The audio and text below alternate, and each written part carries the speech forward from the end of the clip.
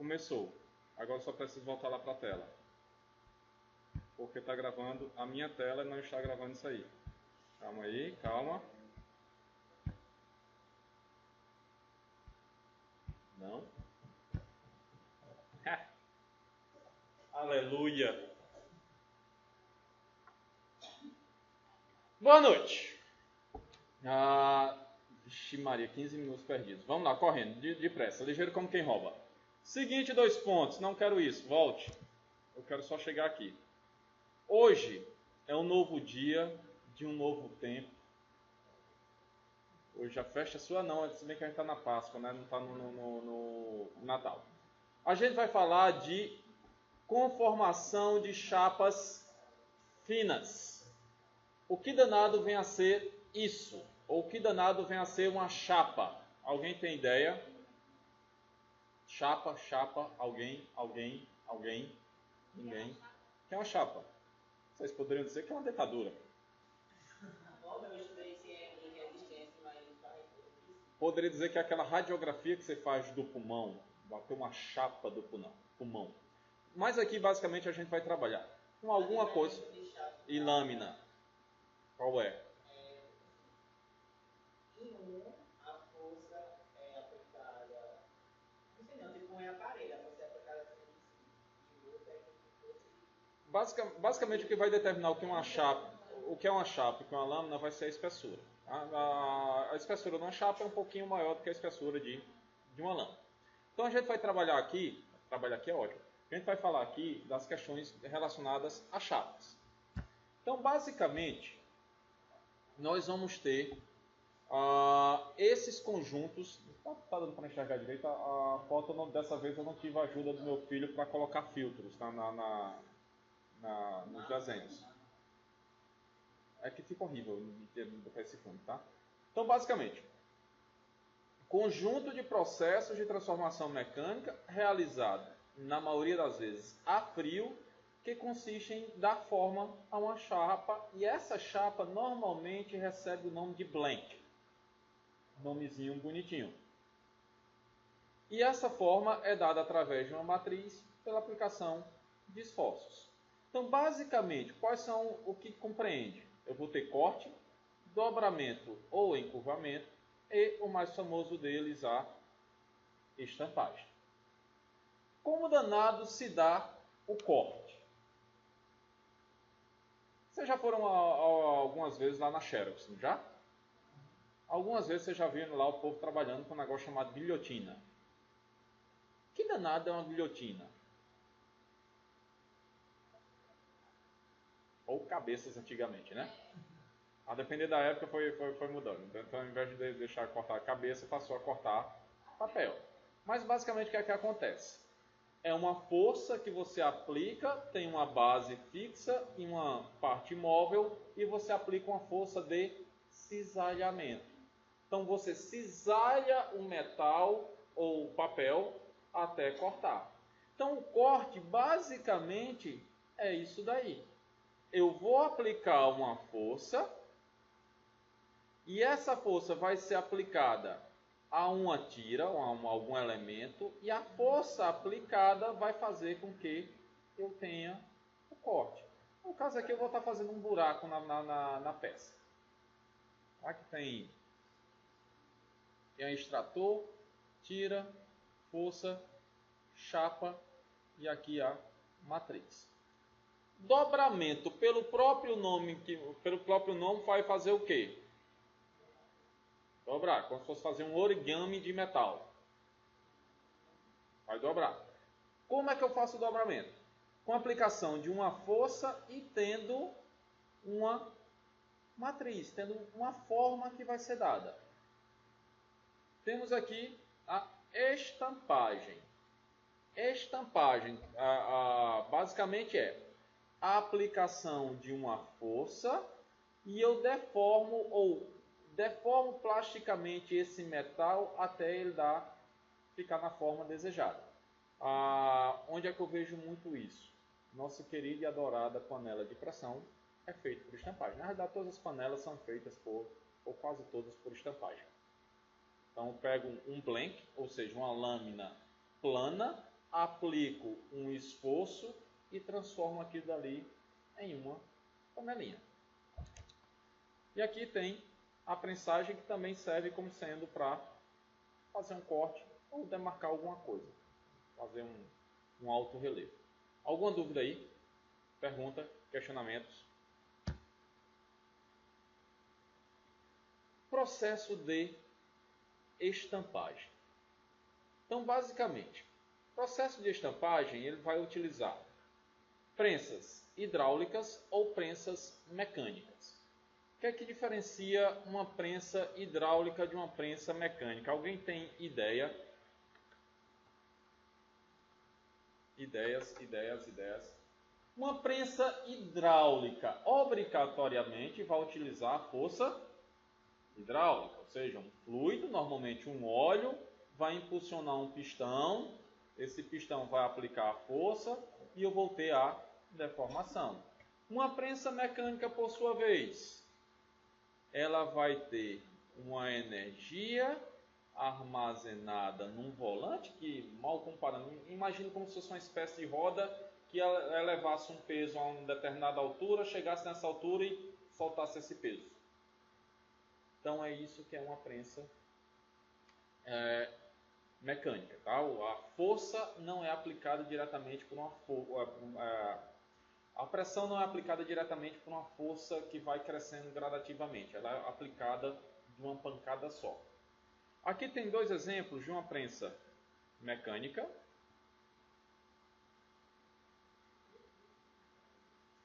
E aqui uma prensa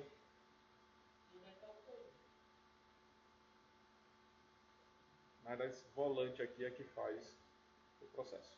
Ele é girado por isso aqui vai elevando e na queda ou no movimento de descida ele aplica a força aqui embaixo. E a hidráulica está aqui, os pistãozinhos fazendo o processo de aplicação do esforço. Os pistãozinhos aqui. Aqui eu esqueço que só dá para caneta só quando eu estou, por exemplo, mexendo aqui em cima, mas vocês não estão enxergando, só quando eu escrevo que aparece. Então, essa daqui, basicamente, aplica golpes de curta duração. E essa outra aqui vai ser uma coisa mais gradativa. Esse martelo de queda lá na hidráulica pode ser utilizado, entretanto, também pode ser utilizado... um outro processo, que é basicamente o que foi visto lá em forjamento, então o martelo de queda também pode ser utilizado, só que ele não dá você não consegue ter bom controle da força aplicada e aí não consegue ter peças com boas qualidades. Ferramentas básicas do processo são um punção e a matriz. Que é o punção? Vai ser a parte que vai efetivamente aplicar o esforço. Então é isso daqui. E o que é a matriz? É toda essa região. Aqui vale dizer o seguinte: punção e matriz são conjuntos. Eles só andam juntos. Tá? Não existe uma punção de uma forma e uma matriz para outra. Por quê? Obrigatoriamente um tem que caber no outro. E aí incluindo até a espessura entre um e outro. Então é um casalzinho, tá? Que não se separa de forma nenhuma. Se separar, os dois estão mortos. Profundo isso. Você poderia chegar para uma pessoa, quer ser o punção da minha matriz? É sensacional, uma cantada sensacional. Então eles não se separam, tá? Que à medida que um não der mais, a outra também não vai funcionar, porque a questão principalmente de folga entre o punção e a matriz fica afetada. E aí, a gente pode ver como danado isso funciona. Olha só, Joselito tendo ideias mirabolantes. Inception. Que basicamente tem um site que aí eu recomendo a todo mundo. sim.org.br. Sim, é a Central de Informação da Indústria Metal Mecânica. Lá Metal Mecânica. Centro de Informação Metal Mecânica. Lá tem uma série de assuntos, inclusive achei até uma parte muito parecida com o livro que eu estou adotando, sobre os conteúdos, desse assunto. E tem umas animações. Aí as animações, eu me apoderei das animações, mas estou dizendo aqui que é do site, tá? Isso. Então, basicamente, eu vou ter um que é chamado de estampagem profunda. Será que vai? Não foi.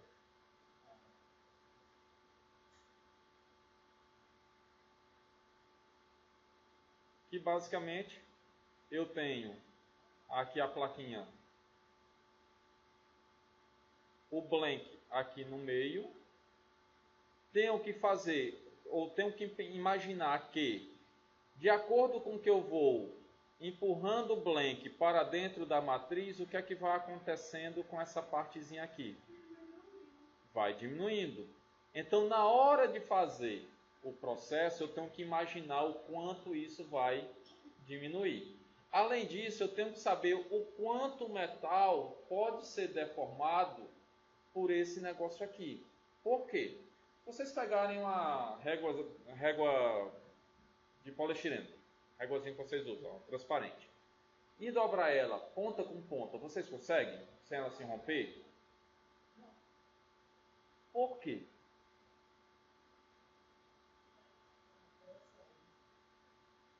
Basicamente, se eu estou dobrando o material, eu vou ter uma região que eu vou estar tracionando e outra que eu vou estar comprimindo. Então vai chegar um determinado ponto, a depender do tipo de material, a tração na parte externa vai ser muito grande e ele não suporta. Então ele termina rompendo. Então os metais são feitos ensaios desse tipo para saber o quanto eles suportam de deformação. Então, o quanto ele vai suportar vai me dar uma noção do quanto eu posso trabalhar com a estampagem. Que aí tem estampagem profunda e tem uma estampagem rasa. O que determina isso? O quanto você consegue deformar. É meio aleatório o negócio. Essa prensa chata, ele só para segurar, É. né? É para manter o blank lá paradinho e permitir que ele ande. Se eu não permitir que ele ande, o que é que vai acontecer? Eu fixo e termino fazendo a ruptura. Então ele tem que ser colocado de tal forma que seja uma força suficiente para ele segurar a descida, mas não tão forte para não fazer com que ele rompa. Esse número 3 aqui, tá? Que é prensa de chapas ou sujeitador.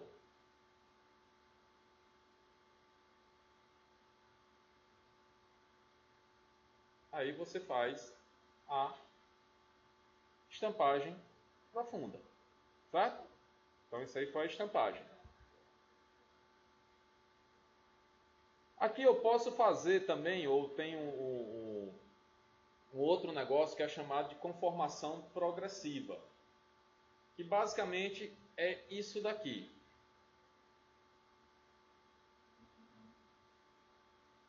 Primeiro caso, vai lá, a fita metálica está andando, então faço um primeiro corte, fiz um primeiro buraquinho. Vou mais para frente e faço agora um corte maior. Eis o que eu produzi, uma arruela.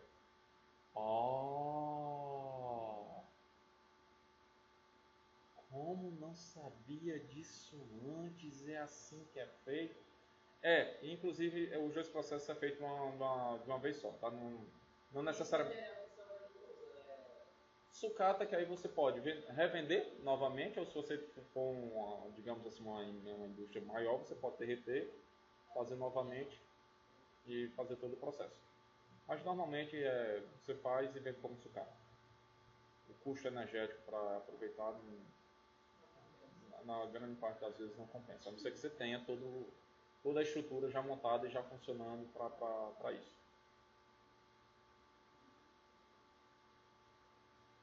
E aí eu tenho também um outro processo que é chamado de repuxamento manual.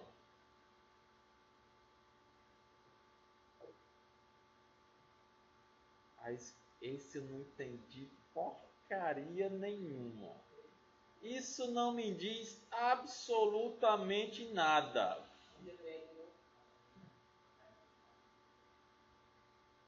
Entenderam alguma coisa aí? Esse esquema é martelinho de ouro. É um bloco que gira e nesse bloco que gira eu forço o metal a literalmente encostar nesse bloco que está girando.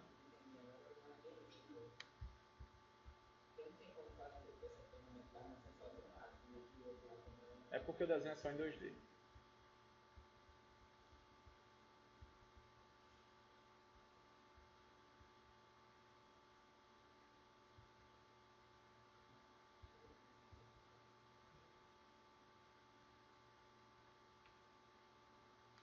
Aquilo lá é isso. Normalmente alumínio, que é o metal, é mais fácil de se trabalhar a frio. Mas você pode ter isso aqui de forma automática, que aí você faz em materiais mais, digamos, mais resistentes.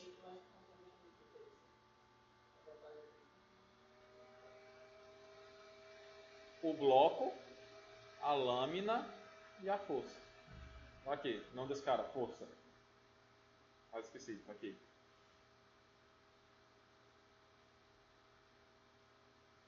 Eita. Não descara, força. É basicamente um torno. Então ele vai lá, tem aqui um anteparo que vai servir de alavanca e veja como ele vai aplicar a força.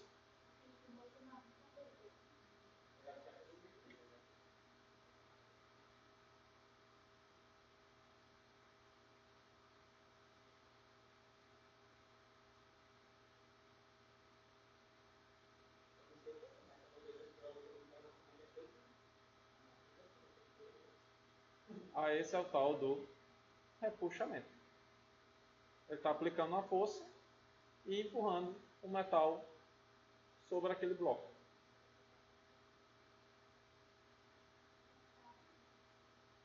E aplicando uma força mesmo. Arquimedes na veia, quer dizer, no sovaco.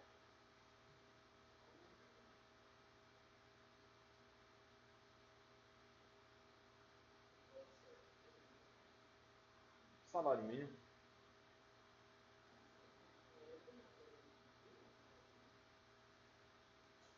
Assim como fabricar os peão, peão naquele peão De madeira.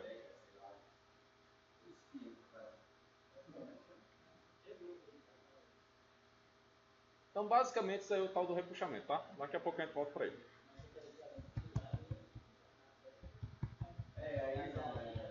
É que peão vai estar mais quando a gente for falar de torno, aí entra a história do peão.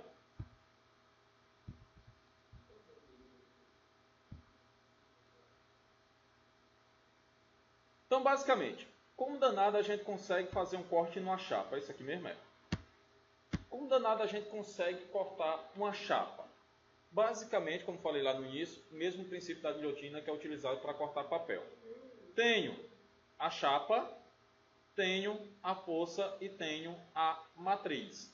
Só que, ao contrário do papel, que a espessura é muito pequenininha, eu não consigo ver de forma pronunciada. Eita, não é isso. Este negocinho aqui, ou seja, a deformação plástica provocada pelo corte. Então, basicamente, você vai ter um esforço de compressão e esse esforço de compressão vai se converter num esforço cisalhante. Esforço cisalhante porque eu tenho aqui uma reação e aqui eu tenho a força. Estou criando duas forças em sentido contrário, então estou criando cisalhamento. Então, crio uma deformação plástica para depois ter a fratura entre as duas partes. Então a chapa é deformada plasticamente e levada até a ruptura nas superfícies de contato com a lâmina. Então termina se rompendo aqui. Então, deformação plástica, continua a deformação plástica e vai até a ruptura. Não. Vai apresentar 3 regiões e normalmente uma delas não vai ser lá tão bem acabada. Então vai ter uma região rugosa, que corresponde à superfície da trinca de fratura, uma região lisa, formada pela 30 peças com as paredes da matriz, e uma região arredondada, formada pela deformação plástica inicial. Para você ter um acabamento perfeito, é preciso você ter uma série de coisas, vai desde do fio da lâmina que está cortando, até a questão de lubrificação, para você ter um acabamento muito bom. Então, normalmente, se eu vou trabalhar com corte, com esse tipo de corte, eu vou ter um acabamento pior do que na usinagem. A usinagem vai dar um acabamento bem melhor. E esse corte deve ser feito de tal forma que você minimize os desperdícios. Por exemplo, se eu tenho uma tira e quero fazer um corte, por exemplo, quero cortar a letra T nessa tira. Então, qual a melhor forma de eu colocar a letra T nessa tira? Seria todos os T's na mesma posição? Ou os T's de forma intercalada? Então, todo mundo concorda que dessa forma aqui eu vou estar economizando mais material, quer dizer, produzindo mais com a mesma quantidade, certo? Então, para cada tipo de material, você vai ter mais ou menos uma forma ideal de corte. Obviamente, se for alguma coisa de forma geométrica bonitinha, por exemplo, um quadrado, não tem muito o que fazer. Então, se for em forma triangular, o melhor é fazer alternando o triângulo. E aí vai, tá? Vai depender muito, principalmente para você conseguir minimizar desperdícios. Deve-se levar em consideração no projeto de corte a folga entre o punção e a matriz, porque você deve deixar um espaço para que a ferramenta se movimente, tá? Não deve ser um negócio muito estreito. Essa variação ou essa folga varia em função da espessura, chamada de E, e do tipo de material que é cortado. Então, por exemplo, um aço doce é E sobre 20, um duro é E sobre 16, um meio duro é sobre 16 e um mole é sobre 17. Então, um duro, oh meu Deus do céu, aço doce é mole, aqui é meio duro e duro. Então, o que é que está acontecendo de um para o outro? Quanto mais molinho, maior a folga. Por quê? Maior a deformação que o material vai apresentar. Mais duro, menor a folga, porque não vai ter tanta deformação plástica no processo. Dúvidas até aí? Processo de corte bem comum é aquele que a gente já mostrou lá da coitadinha da arruela. Aqui tem um cara que é espanhol, não sei,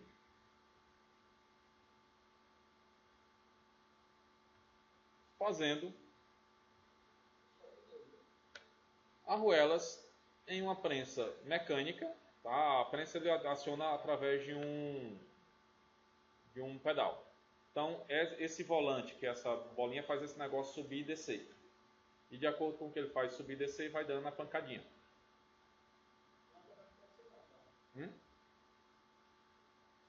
Se preocupe não, com uma semana você fazendo isso aí, você se torna profissional. E como vocês podem ver, ele faz a tira de um lado e depois vira para o outro. Porque quando faz de um lado, você deforma todo de um lado, então você vai e ajusta para o outro. Não perceberam? Ó. Isso, exatamente. Uma obra mais barata, né? Não, mas o vídeo é em espanhol, então não sei de onde é não.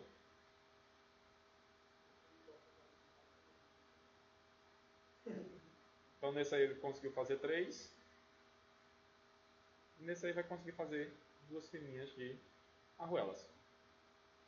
E como eu falei daquela vez, tá? Então não necessariamente precisa de uma máquina para fazer o primeiro furo e deve fazer o segundo, tá? Uma máquina só faz os dois e o outro. Aí dá a pancada de uma vez só, já faz os 2 cortes. Mais rápido, bem mais rápido.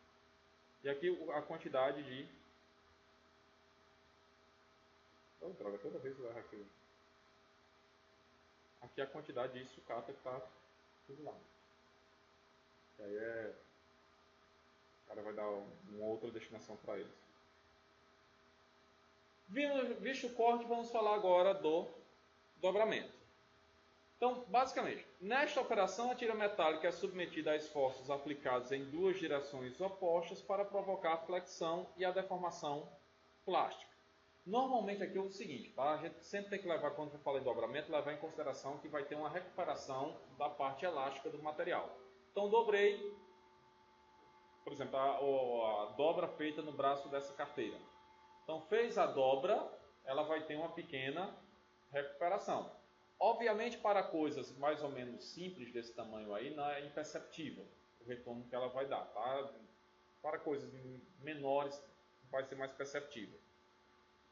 Para a operação de dobramento, existe um raio de dobramento abaixo do qual o metal trinca na superfície externa. E um raio mínimo de dobramento expresso geralmente em múltiplos da espessura da chapa. Que danada é isso? Se vocês pegarem um clipe e forem dobrando o clipe, ele vai chegar a um determinado momento que ele vai se quebrar. Ou então se pegar a massinha de modelar, mais fácil. Se você pegar a massinha de modelar e tentar dobrar ela muito, vai chegar a um determinado ponto que ela vai se romper. A mesma coisa para o metal. Obviamente vai depender do tipo de metal. Se eu pegar qualquer metal, por exemplo, uma gilete. Se eu pegar uma gilete e começar a tentar dobrar a gilete, o que é que vai acontecer? Vai chegar a um determinado ponto que eu vou separar uma parte da outra. Por quê? Vai chegar a um determinado ângulo ali, fechamento de dobra, que o material não vai ter mais como resistir. E ele termina se quebrando. Tá? Se for um material maleável, por exemplo, como alumínio, é bem provável que eu consiga fazer a dobra, mas não consiga romper. Só que a lâminazinha é de aço. Então ele não tem toda a deformabilidade, adoro essa palavra, que o alumínio tem. Então ele termina se rompendo. Então é isso que é falado aqui. Então eu vou ter relacionado com a espessura a questão de um raio mínimo de dobramento, no qual eu vou determinar o quanto o metal pode ser dobrado. E com essa história de alumínio, perguntei para o pessoal uma vez se eu duvidasse se eu era capaz de quebrar uma chapa de aço. Aí disseram que não, aí na aula seguinte eu trouxe uma gilete e quebrei na frente de todo mundo. Eu tenho esse poder. Foi nesse dia que perguntaram se eu era super-homem. Aí eu tirei os óculos, todo mundo me reconheceu. Então é o seguinte, um raio de dobramento 3 vezes a espessura indica que o metal pode ser dobrado formando um raio de 3 vezes a espessura da chapa. Então uma coisa vai estar relacionada à outra, tá? A espessura da chapa e o quanto pode ser dobrado. E a operação se dá basicamente, eu vou ter uma matriz e vou ter esse carinha aqui que é um bom e velho punção. Então esse punção vai fazer a forma. No caso aqui eu estou utilizando o material, eu estou mexendo aqui, vocês não estão vendo. Estou utilizando tudo isso aqui para fazer um caninho, tá? Fazer um cano, tá? Um corte aí. Então, dobrou a primeira vez. Agora estou vindo com uma outra força aqui para fazer a dobra. E aqui estou vindo com a parte de cima. Então, fiz como se fosse um cano.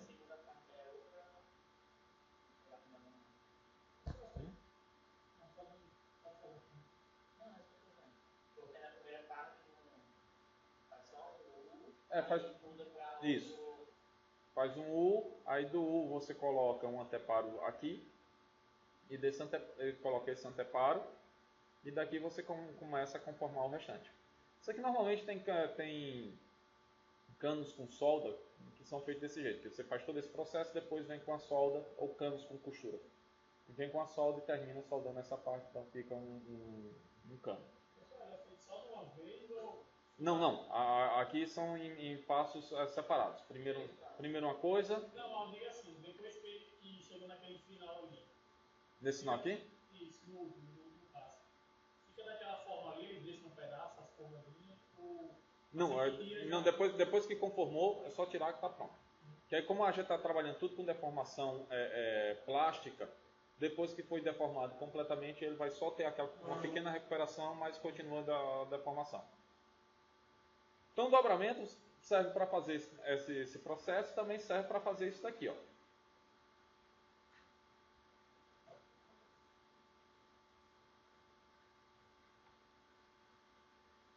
Aí no caso eu tenho um corte e tenho dobramento. Tá? Isso é dobramento. Obviamente está tendo a ajuda aí de operadores.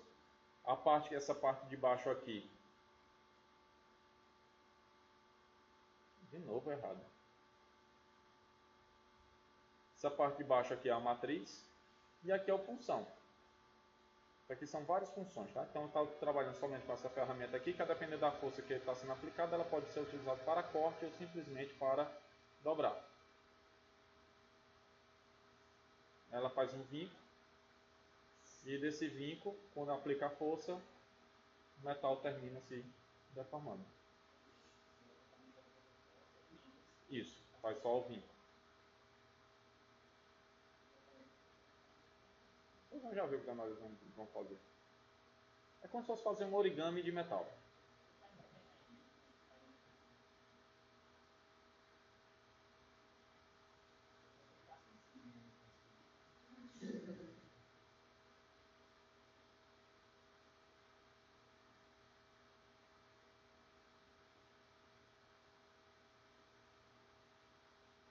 Aí vai, dobrou.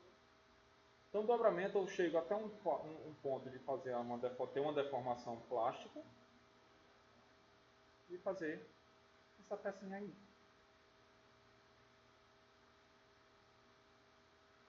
Então, isso feito basicamente somente com dobramento, ou seja, só trabalhando na parte da deformação plástica do material. Aí a gente volta aqui a falar só um pouquinho sobre a questão de estampagem profunda ou embutimento, que é outro nome que se dá à estampagem. Então, basicamente, tem um processo, pegar uma chapa plana, que é o blank, e vou fazer com que esse blank adquira a forma da matriz, que é chamada de fêmea, e o punção, que é o chamado de macho. Então, basicamente, tenho aqui o blank, que é esse carinha aqui, tá, redondinho, jogo para cá, e daqui eu aplico a força e transformo esse negócio nesse negócio aqui. Então, no início era isso, e no final virou isso. Então, basicamente, a diferença entre estampagem profunda e estampagem rasa, ela é meio que aleatória, tá? Não existe uma definição prática disso. Mas na rasa, o copo, que é esse negócio aqui que é formado, copo, que é igual ao copo que a gente usa em casa, com profundidade menor que a metade do seu diâmetro, com pequena redução de espessura. E aprofunda o copo mais profundo que a metade do seu diâmetro. Então é só uma relaçãozinha entre uma coisa e outra. Normalmente, uma bacia, mal comparando, uma bacia seria uma estampagem rasa e uma panela seria uma estampagem profunda. Tá? Só para deixar mais ou menos a ideia do quanto tem de deformação entre um e outro. Para melhor rendimento do processo, é importante que você tenha boa lubrificação. E esses óleos são extremamente importantes no processo, principalmente a questão da lubrificação do pulsão. À medida que ele vai fazendo a deformação plástica, você vai ter aquecimento. Você vai ter o atrito entre o metal e, além disso, quando o metal está se deformando plasticamente, aquece. Então pode ter oxidação. Então é melhor que ele não oxide, nem se oxide, nem ajude a oxidar o material. E seja de fácil desengraxe, ou seja, você consiga retirar isso facilmente.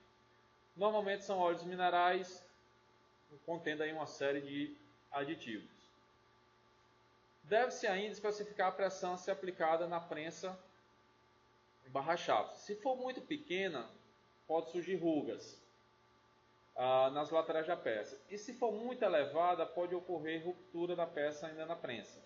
Então tem que chegar ali no meio termo. Tá? Se você aplica devagarzinho, é meio que você fizesse a estampagem em vários estágios.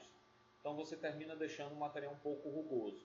E quando é muito rápido, a deformação pode ser tão rápida que você pode terminar rasgando a peça antes de chegar no final. Tem que ter uma folga suficiente. Aí, falando de tudo, tá?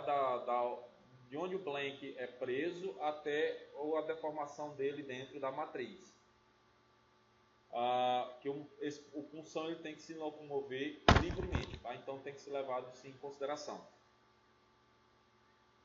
E quanto ao diâmetro do blank, quando o diâmetro do blank for muito maior que o diâmetro da peça a ser estampada e esta for atingir uma profundidade de copo muito elevada, os processos devem ser feitos em etapas utilizando ferramentas com diâmetros diferentes.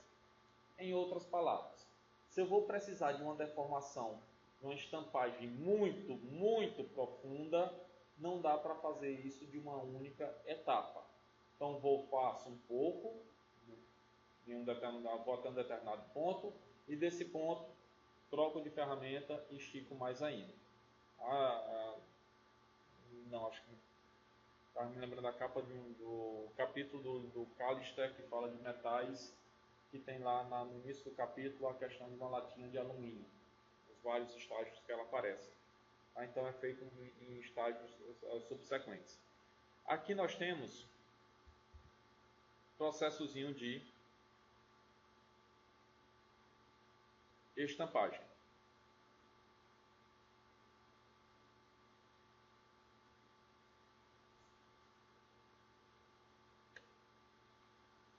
Aqui do lado, não. Blank sendo colocado, aqui a prensa ela vai de baixo para cima, tá? Empurrou, saiu a panelinha. Você vai fazendo a panelinha, estampagem.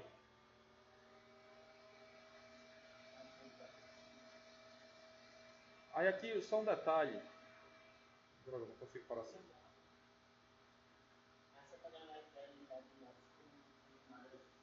Não é com camada tripla não. Essa daqui é as que normalmente se compra na feira.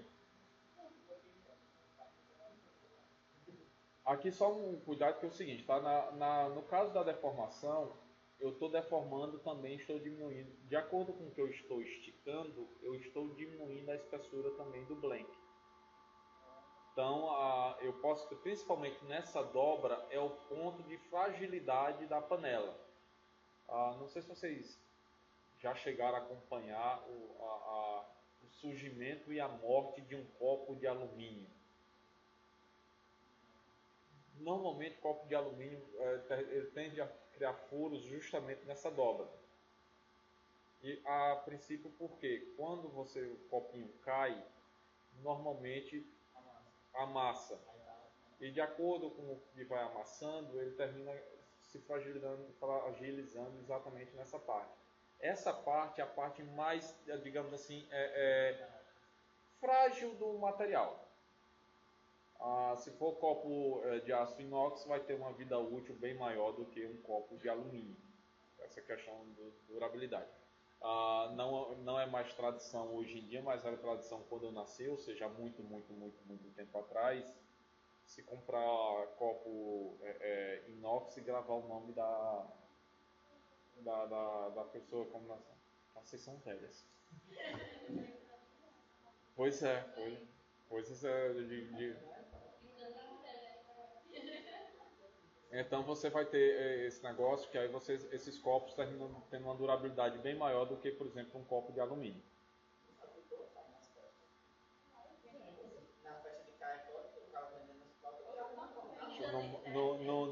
máximo eu ganhei um quando era novinho, que eu não sei nem onde danado tá esse copo. Ainda hoje em dia, né? Toda festa tem um liquinho. Geralmente é festa que faz. De quê? Bom, tá, não sei se é de inox, tá? Pode ser um copo de alumínio normal. Mas basicamente esse é o processo, tá? Então tem um aqui que prende e, obviamente que, peraí, mas se eu vou fazer uma panela vai ter essa rebarba maluca? Não, porque aí vai para uma questão de acabamento, tá? Então você vai fazer um outro acabamento para dar o formato. Não tenho a mínima ideia. É tudo a frio.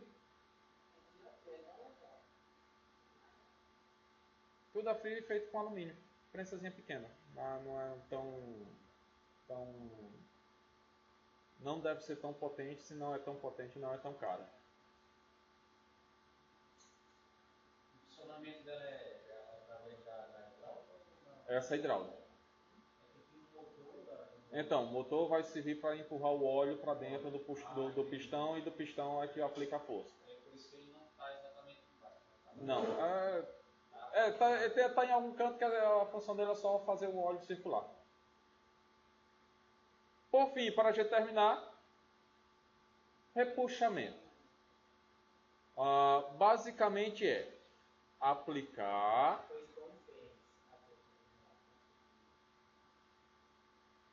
uma chapa, processo no qual uma chapa axialmente simétrica, bom que você escrevendo isso no negócio dá um nó na cabeça, no qual uma chapa axialmente simétrica é gradualmente conformada sobre um mandril ou outra forma pela ação de uma ferramenta. As geometrias básicas feitas são cones, semisferas, tubos e cilindros. Mas o que diabo é? Chapa axialmente simétrica e é gradualmente conformada. É basicamente isso aqui. Simétrica, porque, por exemplo, estou trabalhando aí aqui com uma chapinha em forma de um círculo. Aqui está a parte onde eu vou fazer a placa ficar em cima. E está aqui a força que eu vou aplicar. Não, axial porque ela vai ser simétrica, tá? Então, por exemplo, aqui como é redondinha aqui, ela tá axial, ela é simétrica para qualquer um dos lados.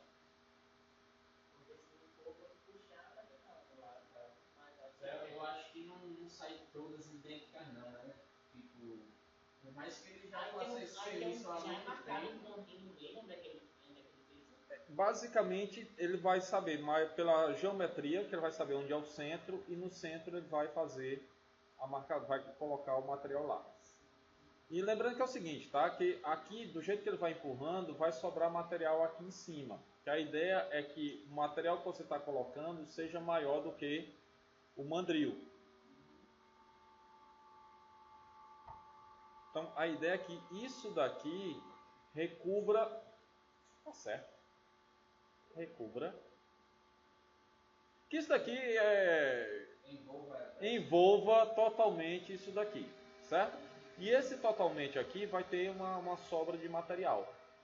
Então, mesmo que ele coloque um pouquinho mais para o lado, ele trabalha com uma determinada margem de erro. Então, como danado seria esse negócio?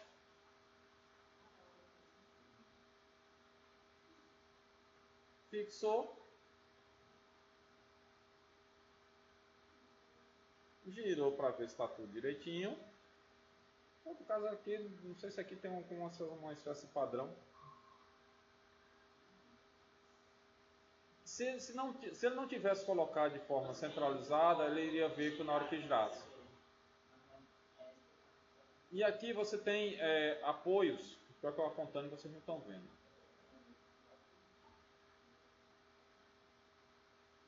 Você vai ter apoios que ele vai colocar a base para fazer a alavanca. Então a gente passa um pouquinho de lubrificante, tá? Só para facilitar melhor o contato da ferramenta com o metal.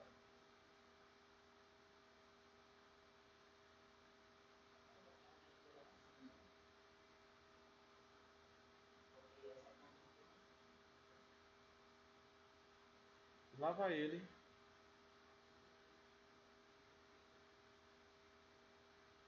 Mal comparando, parece aquele processo de você fazer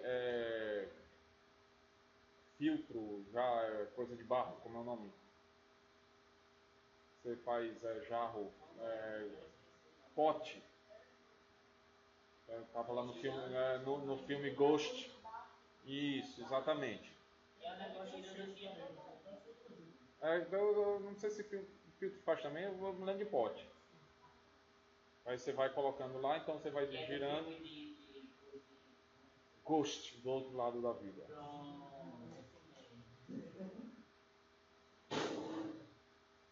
Então vai aplicando um esforço, e a partir desse esforço, na realidade vai ser não sei o que danado é isso não, tá? Aquele é bem profundo o negócio.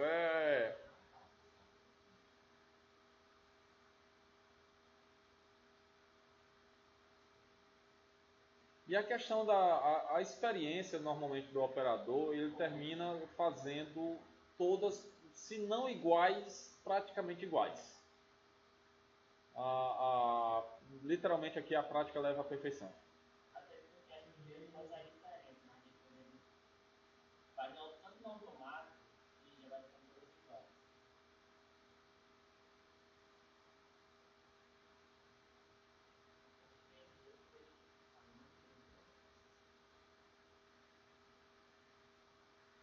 Porque você poderia pensar, por que não vai todo de uma vez? Por que não faz todo o esforço de uma vez? Primeiro porque o esforço seria maior e você correria o risco de ter uma deformação muito grande sem acomodação do material. Então,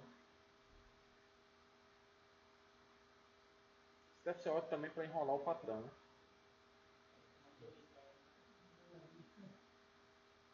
A cada meia hora só para...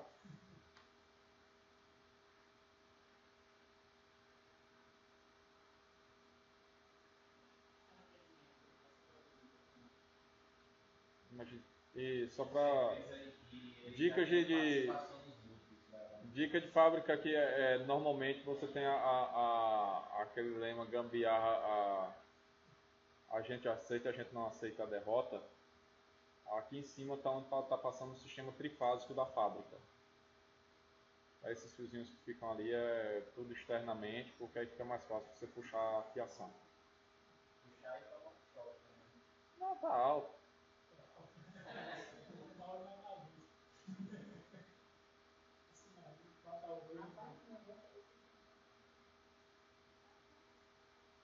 Parece aquela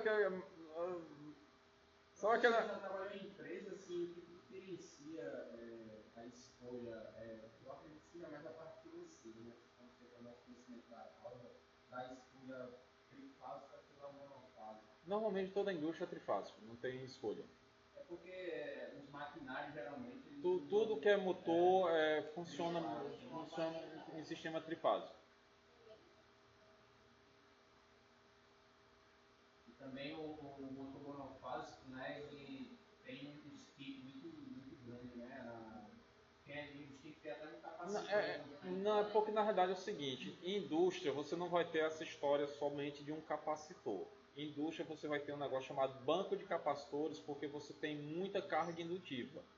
Esse negócio que vocês estudam em eletricidade, de impedância, que normalmente a impedância tem a ver com a frequência e depende da capacitância e da indutância. Então, os motores vão ter muita indutância. Então, vão criar uma determinada impedância indutiva. Para você contrabalancear a impedância indutiva, você precisa de impedância capacitiva. Aí cria um negócio chamado banco de capacitores, que é para deixar o fator de potência mais ou menos igual a 1. Bonitinho, né, não, o negócio? Só diminuição da espessura ali vai só tomar uma. Aqui há diminuição da espessura.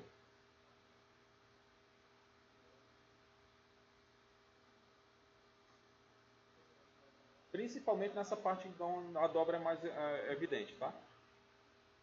O recobrimento aqui em cima da peça basicamente vai ter diminuição, mas não vai ser tão grande.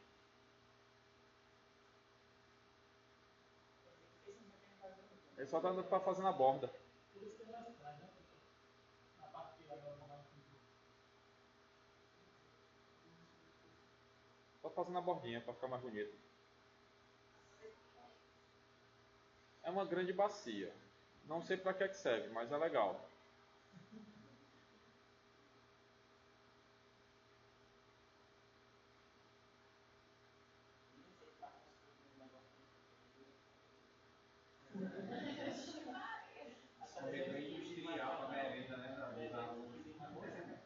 Deixa o acabamento, dando um polimentozinho aí.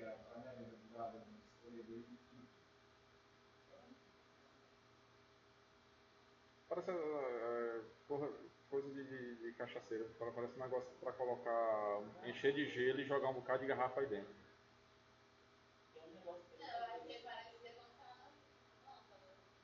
Pode ser também, para suporte de refletor. Porque tem até a plane para você parafusar o parafuso.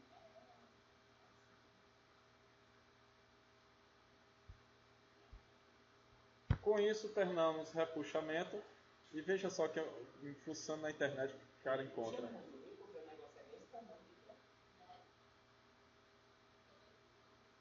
Não dá para escutar.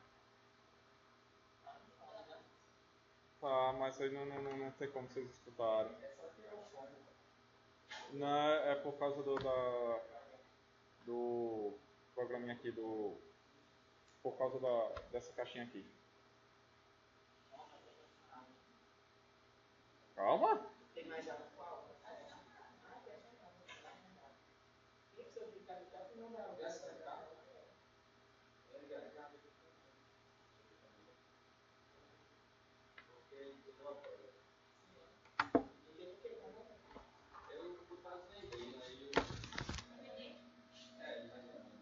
Como não, peraí, você está quase vendendo e como é vender mais ou menos? É porque é para um parente meu, aí ele estava vendo isso. Vender mais ou menos é o cara emprestar ou alugar. Não, foi assim, ele queria para usar, tá, para você se adaptar, porque ele